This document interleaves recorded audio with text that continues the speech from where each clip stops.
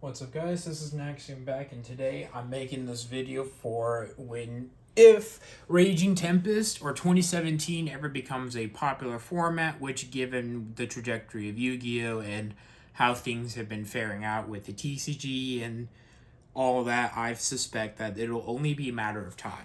This is specifically for Kaiju Zoodiac. I'm going to give a deck profile, and then I'm going to kind of just explain how this deck works. Again, this is not prevalent to, as of making this 2025, but this is for Raging Tempest, the last format before we get Ash and all that, and we pop off. Objectively, Kaiju Zoodiac is the best variant of Zoodiac in this format, and it also happens to be one of my favorite decks ever. I love this deck dearly. So, without further ado, I'll get started with the main deck. With this format, you get to play triple copies of Zoodiac Rapier. Phenomenal card, and I have high rarities of this, so it feels really good to be able to give one of the strongest cards in the game, one of the high rarities. It'll be your main combo piece. You also play triple copies of Zoodiac Whiptail. Whiptail is insane. There's so much versatility the card offers, and it feels like a genuine blast to play. And then for the last Zoodiac main deck name, you play one Thoroughblade. You don't really need to play any others, as your deck is very consistent. Though, if you wanted to play a second Thoroughblade, I'm not against that, as sometimes this deck does break hard, and seeing one Zoodiac name is usually just enough.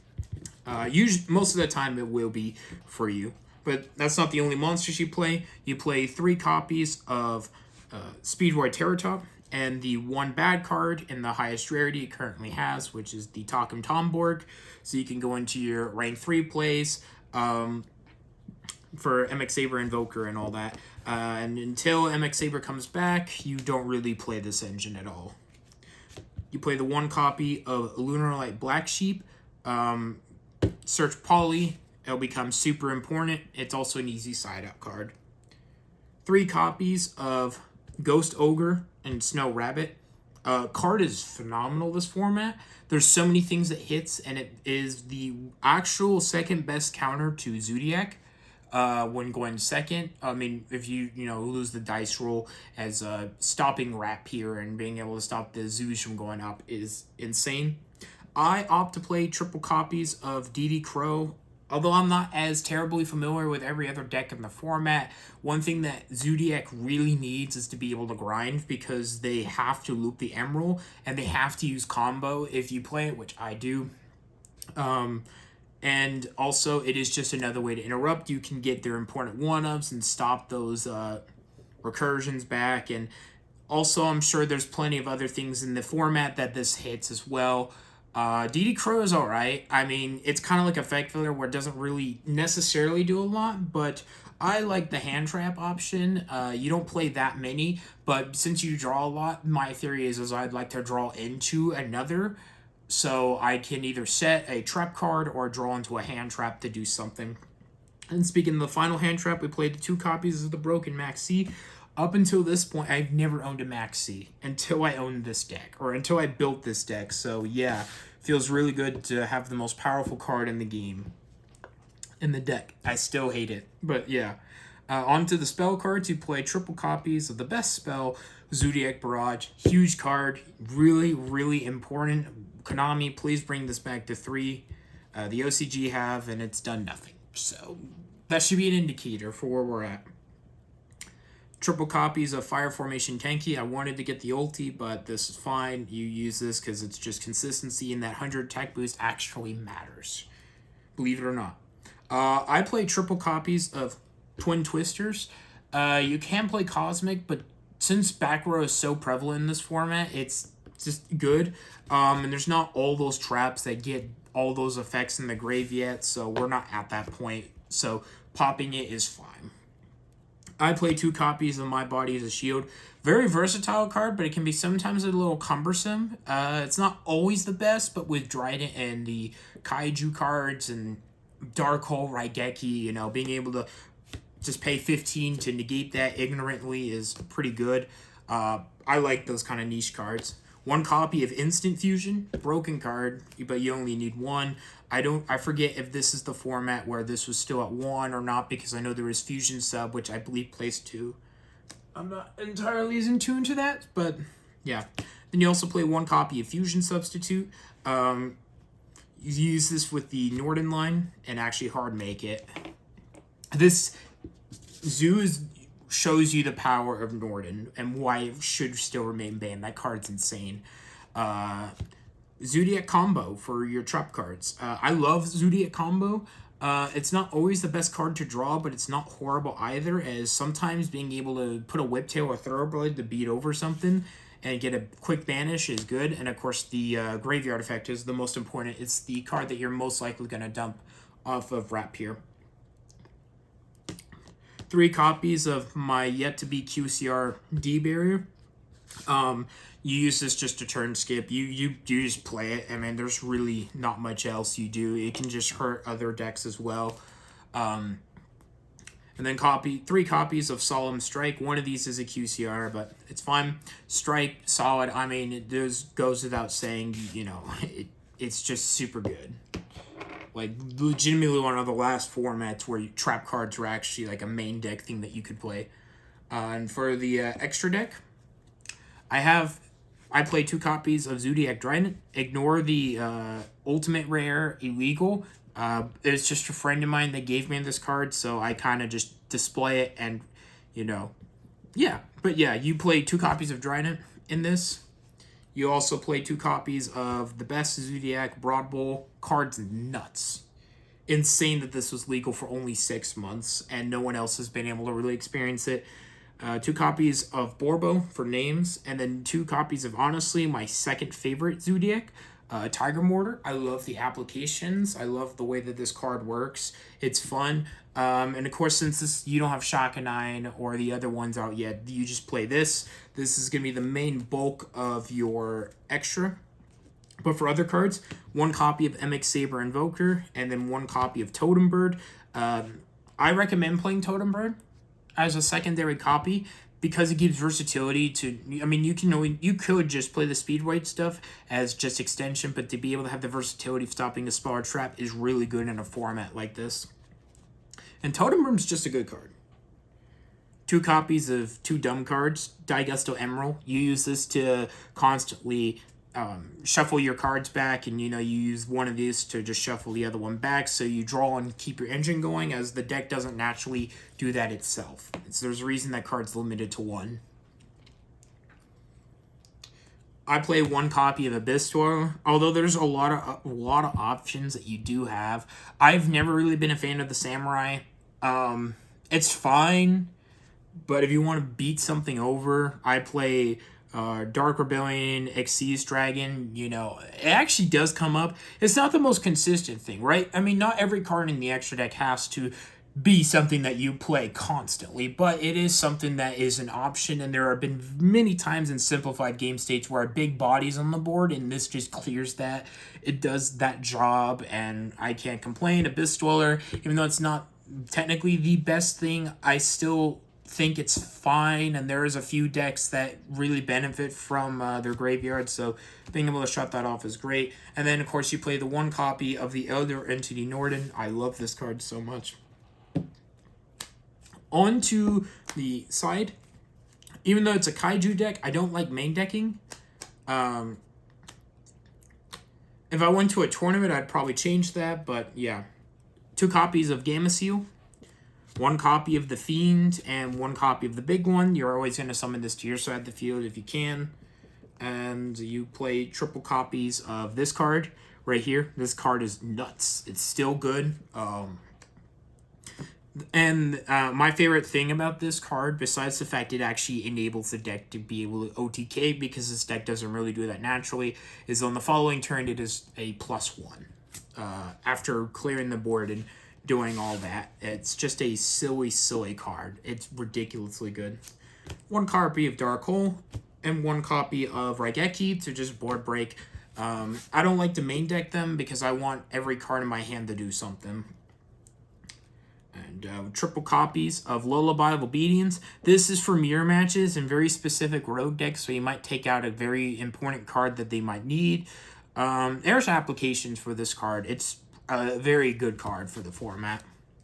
And then, of course, for the final, you play Anti-Spell Fragrance because of all those spell cards that I just showed how good they are. Now, granted, it's not the most broken thing because Drying can out this, but being able to force the Drying out for one of this is good. And if they don't have any access to Drying it, well, then this card can just win a game or give you another turn. And, of course, you can always shut it off yourself. So that's it for the deck profile itself. This is again for 2017 Zoodiac when it first came out and Raging. I believe the very next list after Rapier gets semi-limited before the support comes out. So if I'm not mistaken, this deck has never actually had full power at any point in the TCG because it was so dominant.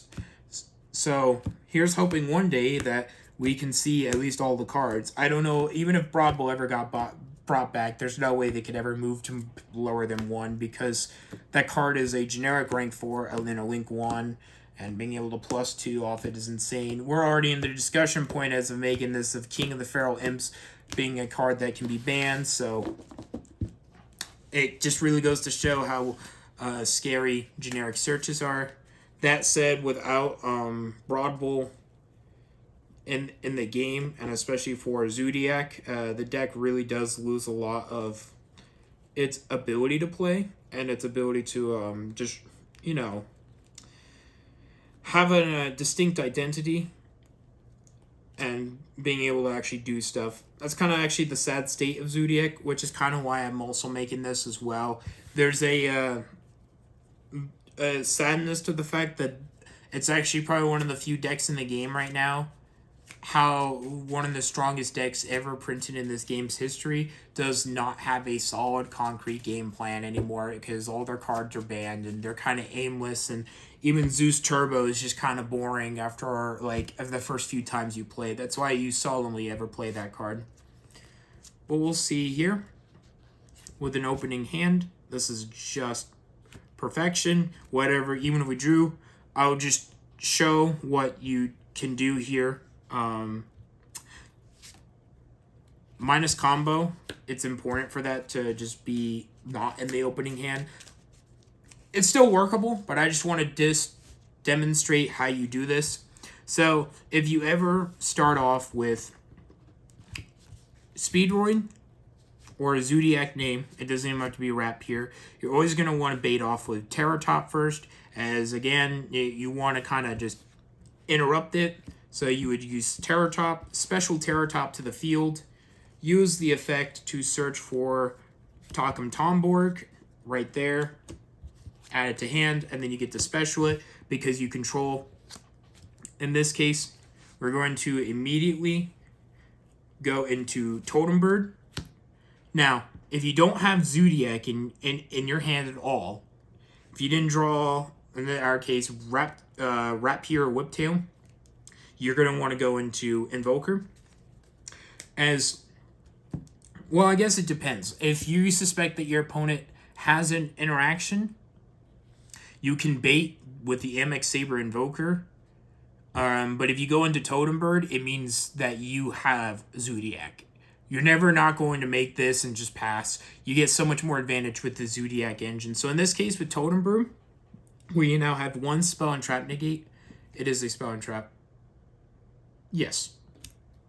So you get to negate. So now we will normal summon Zoodiac Rapier because now we have some installation on the board. We will use Zoodiac Rapier to ideally always dump Zoodiac combo, as you need this for the follow-up for the next turn. So we're going to send the combo down to there. And then we're going to immediately go into a Zoodiac, like so. We go into Zoodiac Borbo. I'm going to detach one. Because the Rapier is underneath, it will gain the ability to summon out another copy. For all of you that don't know how Zoodiac plays and are just kind of curious, and it's a soft once per turn, so you are able to do it like that. So you special out another copy. Now you have two options here, depending on how you want to fix your hand. What I like to do typically is go into this. So we're going to put Broadbowl on top of Borbo, and now we're going to detach one material. So now we can search for Lunalite Black Sheep. And the reason you want to search for Black Sheep is because when we go into this next rep here, right here, which we still have that option for, we go into Tiger. You're not really going to use Tiger's effect here. Tiger really becomes important in simplified game states, but when you're going full combo, like detach one from there, you're going to want to summon out another copy of Rapier, like so. Hope I can fit everything on here. Let me just scoot. So there's the grave. Now we have summoned that. Now we're going to discard the Black Sheep in hand to search for a fusion substitute. And the reason this is important to have the fusion substitute, so we can go into Norden. We play fusion sub to fuse both of these. We go into Elder Entity Norden. Norden on summon will now target a level 4. So in this case, it'll be our Rapier, this special. We then go into a rank 4. And again, depending on what you want, but if you're going blind first, I like to do this. You're going to then detach one card material from Emerald. And what I like to do is target the 3 Xyz monsters and not grab the Rapier, because there is times where you might have instant fusion or need immediate access for Norden to rebuild your board. And, you know, if you get rid of it, you don't have any means of being able to do that. And there are times where, again, in simplified game states, you might have all your Rapiers back in the deck and you have one in the grave. Tiger Mortar can just get that for free and you can pop off. So we shuffle 3 back. I've cut the deck.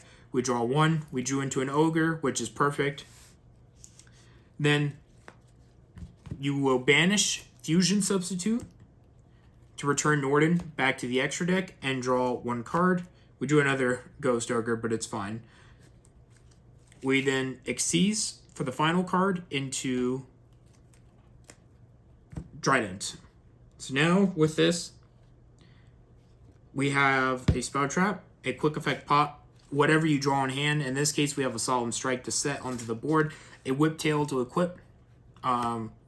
You want to typically summon Trident in defense unless you are going to swing. If you put in attack mode, it basically does reveal that you do have Whiptail. And one of the strengths of Whiptail is the fact that if you don't have it shown, you're not. If you have it in attack mode, you're revealing that you're confident with it. But if they have to swing to the Trident to out it and you quick effect, the banish effect from Whiptail, it matters a lot, but it just needs to be done with some, I guess, tact in some ways. But you do have follow-up. Technically, if your board gets outed, you have combo. You have plenty of cards in hand. Again, if you don't use the Whiptail, you can just rebuild your whole Zoodiac board off 1 card. And technically, because we have another Terra Top, if this survives another turn, we can detach.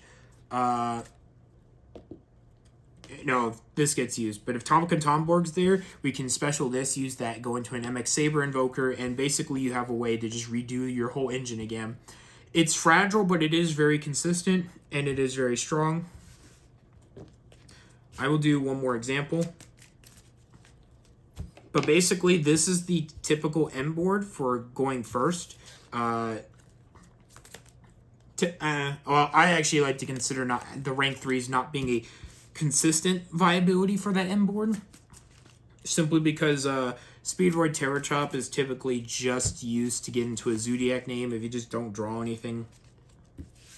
And the reason you don't really play any of the other Zoodiac names like Bunny Blast or Cataroost is they don't offer anything immediate. The Thoroughblade can at least be a draw.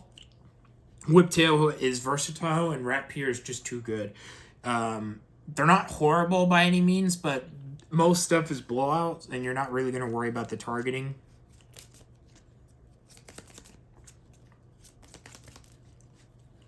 Alright, so drew this again. That's fine. Combo loves to be in hand, but we don't have Rapier, so I'm just going to quickly do this. So since we control the monsters, special summon Terrortop effect, we're going to search for Takum Tomborg, special Takum Tomborg, do this. Even if they have a Ogre, we have Whiptail to go in the full combo, so now we're going to play Tenki. Tenki can now search for Rapier. Normal summon Rapier. Depends on how afraid you are of playing into Ogre, because, you know, Ghost Ogre Rapier is a legit thing that can shut your turn down. Since we have combo, we have no reason to play into that. So we will risk it, because now we have to play very cautiously. Detach one, special out another copy. So even if they Ghost Ogre, you still get the other one, and that's the important thing. Now you have more options like that immediately to just make it harder for them to know how to hit. Because, reasons. Detach one. We're going to search for, once again,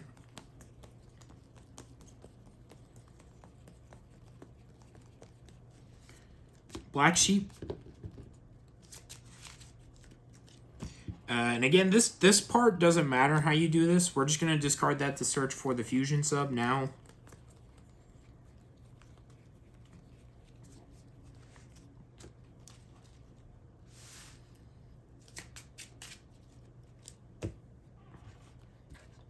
It's crazy to think that this deck right here would just lose so terribly to like every Molcharmy in the game, and honestly probably wouldn't be viable. At least till the degree that it is. Broad Bowl still should stay banned though. Card is a problem for future deck design. Special play fusion sub. That said, it would be nice to even be able to play Broad Bowl, at least for a little bit, even if it did require him to get banned again. I'm okay with that. Experiment a little. Norden target. Special.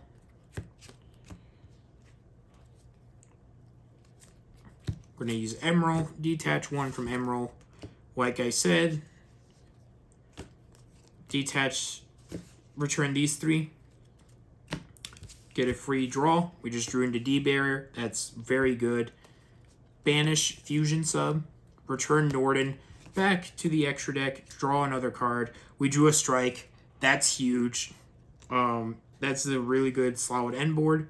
We go into a Zoodiac Trident, because it's the last Zoodiac that we haven't done. And now we can set 3 cards onto the board with this. So we also give our... basically, our Zoodiacs 100 extra attack points, which matters. At least in this hand, we have Whiptail and we have Ghost Ogre. We have multiple layers of interaction and, you know, a floodgate and all that to work with. And, yeah, that is just basically the combo that you're going to go for ideally. Now, it's not always going to be that way. There's going to be plenty of times where when you're playing this deck or just in general, if you play this format, that you're going to get interrupted. You're going to get max seed. I don't ever draw max seed in this deck. I never do. It's at 2. I have 2. But the strength of this deck, and I guess why some people might be concerned about it coming back to, even Dryden coming back into the TCG, is essentially this was the first one-card engine in the game's history. Even though it does exactly feel ancient, it still has a few great things that are going for it, obviously. You know, there's a reason those cards are still banned, uber banned, and all that. But here's a good thing about this deck, right? I mean, this currently is, let's say I normal summon Rap here and do this. We use effect to dump combo to the graveyard. And then they go max C. Well, all you have to do, quite literally, is just sit on Trident. That's actually enough a lot of the times to give you another turn. You get it free. Now, if this is in the TCG, Trident would not be enough to be obviously an end board piece anymore. It would just be another layer and interaction. I completely understand why we don't really have it back. Detonator's in the game, and Detonator with Trident is a very scary combo, as Detonator is reactive, whereas Trident is proactive. And, while it may not be as good as Masterpiece, it's the fact that it's a free link one that requires very little effort to put into it. But I still have hope that this will get unbanned so we can actually do something with the deck. It's kind of why I also really enjoy the format, as you get to actually, like, pure Zoodiac, it feels just really good and fun to play. In my opinion, I get it. I get the issues people had years ago when the deck first came out, and, everyone just hated how expensive it was, how it was in every single deck, and obviously, times have shown that it hasn't really changed. We were all complaining about Fiendsmith and all that, but they eventually get power crept over time as the natural course of this game. Some decks stand the test of time, and some don't. I just think the unfortunate thing for this deck is the fact that it ends up just not having an identity, and then when Trident did get brought back, it got banned not because it was an issue, it was just because they didn't want to hit Tri-Brigade. And Zoodiac just took the hit. It's weird, by the way. I don't know if anyone really talks about this, because I'm pretty sure this is how it went down. They moved Barrage to 1 so they can unban Trident, but then when they banned Trident, a few months later they also banned Barrage. I don't know why, but I'm pretty sure Barrage was not banned the same time Trident was. I think it was the next list after, for whatever reason. And kind of like with the weird course of history for the TCG, how they've treated the deck, like with how quickly they semi-limited Rat Pure, they brought Barrage back randomly in December of 2024, and they have just done nothing with it. They haven't moved it to 2. They haven't done any. The card has seen no play, no relevancy at all. Trident has been moved to 3, and while it has seen some play, it's not really breaking the game. Barrage also was moved back to 3, and I'm pretty sure MX Saber Invoker's at 3, and nothing's happened. I'm not over here calling for the unbanning of MX Saber Invoker, as that card would see play. Maybe not immediately, but it would definitely see play in the future. But, we are more restrictive than the OCG. Trident's ban. Barrage practically is basically still banned because there's nothing to do with it except Zeus Turbo. Broadbow is banned. Norden is still banned. That one's understandable, but it just sucks how, I want to experiment with this. And I guess I'm feeling a bit nostalgic. Yeah, I guess I'm feeling a bit nostalgic for a format that I never played, but I got into last year with a friend of mine. And it's just a deck I'd like to be able to play. It's just, I don't know. There's things that go for it. I understand the issues of bringing it back too, but at the same time, I'm absolutely positive you brought everything back to 1, except maybe Broadbow and Norden. The deck would be fine and nothing would happen. But back to like the combos. The strength of this engine is the fact that you have immediate access with just any one name to like a quick effect pop. You have the way to move material around so you can get under the Rat Pier bag. You can go into Broad Bowl to get a search. And at least during this time period, you also had Borbo, which you don't really use. The effect of this card doesn't get resolved. You just do it to swing attack directly, and years later you would summon Zeus with it. But this is basically a dead card, but it's still super important because just Zeus Turbo was a legit threat. Typhon exists now, so it's not really an option. But basically, in this format, you get a free attack directly with one name if you wanted to, as +1, a quick effect pop or move around in combo. And then, of course, with the monsters that you have, Rapier being the only one with the best effect in order to do it. I think that's one of the interesting things mechanically about the deck is it feels very well utilized and put together, at least for what it was conceptually going for. Link 1s are basically all Link 1s. While it may have been a bad idea, I think for at least the game style that Zoodiac does have, it was a, like I said, fully utilized. There's that versatility that is very refreshing. You can, if there's a problematic boss monster on the board, you play a deck that specials a lot. Well, you can, even then, right? We'll do it like this. I want to just give an example of kind of like the strength of this deck here and how one card can out many. But, because the deck doesn't really have many ways to special except if Barrage and Rapier doing his thing. So, you can normal summon Thoroughblade, and we'll say you have just a generic monster that's very hard to out. With this one single card, you're able to Xyz. We're going to get a Broad Bowl out. Detach 1. In this case here, because we already committed our normal summon, we're going to grab a Whiptail. That Whiptail can now be equipped under. All Zoodiacs, by the way, I should have mentioned, gain attack for the materials for the Zoodiacs underneath it. So this monster now is at 2,800. We then now grab the Trident. You don't need to go into Whiptail here. So what we have immediately off of one card is we've searched one card.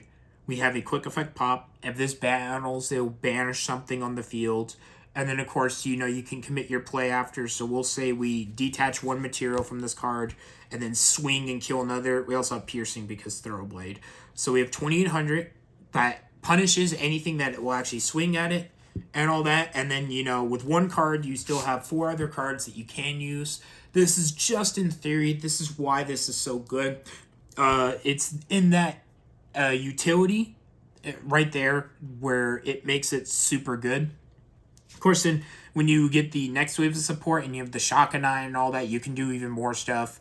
But that is the power of Zoodiac right there, is just how one card can get you into your toolbox. And as we've seen historically throughout the game, simple toolbox effects like being able to pop something, being able to search something at ease. Basically, it's like playing with 15 cards at your disposal. In theory, right? For a lot of decks, and like Link decks specifically, but having immediate access to this and not having to draw it or search it and being able to just place out is strong. It's why so many variants that, even if you look at Domain Monarch, right? There are a lot of lists that played the extra deck. There's just times where you just need to go into it. I've been playing a lot of Duel Links. There's a lot of bad decks that I like to build on there, but I will still throw in a generic rank 4, or like Nightmare Nightmare Phoenix, Nightmare Cerberus. Just the little one-off effects are so warping, it can actually just turn the game around. I'm leveling up Sartorius on there, and I'm playing Starring Knight. Just being able to get a free special is insane. So yes, if you do decide to play Raging Tempest format, one of the things that you should look out for, of course, is Zoodiac. It's the best deck of that format. Without question, it's the best. And, of course, I think it's the best in the next format after. But with it, your deck is fairly consistent. There is a lot of ways to display your skill. While it does have some stupid stuff like D-Barrier everywhere and Maxi everywhere, it's still a very fun format. It's very interactive. It really does require you to be very careful and meticulous about your plays, as even if you get interrupted, it's technically not the end of the world, except unless they play a interrupted Kaiju slumber, in which case it practically is over for you by that point. But I kind of digress. I still think the point stands that it is a very fun format. Maybe, again, it could just be biased because I play Zoodiac and that's the best deck of the format. But I think even then, there is a lot of decision making. There's a lot of really cool, unique interactions that you can do with these cards. Specifically, in my opinion, you can do a lot of cool stuff with Tiger Mortar, especially with how Rapier works, as being able to use that effect more than once. So, yeah, this is for anyone. If 2017 ever pops off and you want a guide, at least for this pre-era, right? I don't expect this to do well. I don't expect most people to watch, but it's there. It's an option for everyone in case they want to. But